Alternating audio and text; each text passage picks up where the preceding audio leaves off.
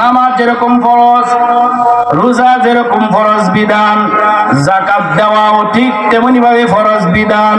অনেকেই আছে আল্লাহর বিধান যাকাত আদায় করে না, যাকাত দেয় না। শতকরা 2.5 টাকা যাকাত দিতে হয়। শতকরা কত টাকা? 2.5 টাকা। হাজারে 25 টাকা, লাখে 2.500 টাকা যাকাত দিতে হয়। এই যাকাতের বিধান যারা আদায় করবে না, এই মাল সাপের আকার ধারণ করে সাপ হয়ে তাকে দংশন করতে থাকবে। নাউজুবিল্লাহ মিন যালিক। এই জন্য যাকাত আদায় করতে হবে। আর একটা হচ্ছে নফল ইবাদত, দান সৎকার ইবাদত, দান সৎকার আমল। দান সৎকার আমল যারা করবে, দান সৎকার আমল যারা করবে, এরা জান্নাতের নিকটে চলে যাবে। আল্লাহু আকবার।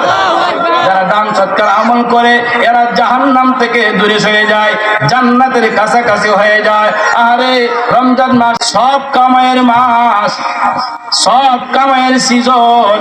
এই মাসেও যারা নবীজি সাল্লাল্লাহু আলাইহি ওয়াসাল্লাম রমজান মাসের আগেই যাকাত দিয়ে দিতেন, দান সৎকার আমল বেশি করে করতেন।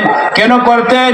যেন রমজান মাসে আল্লাহর বান্দা বান্দিরা যারা গরিব আছে, অসহায় আছে, তারা যেন রোজাগুলা সঠিকভাবে আদায় করতে পারে, সেহরি খাইতে পারে, বাজার করে এনে যেন তারা আল্লাহর বিধান খাওয়া দাওয়া করে সেহরি খাই যেন আল্লাহর বিধান সিয়াম সাধনা করতে পারে। এই জন্য যাকাত আগেই দিয়ে দিতেন। কথা বুঝে আসছে? দান সৎকার করা এটা বড় আমল।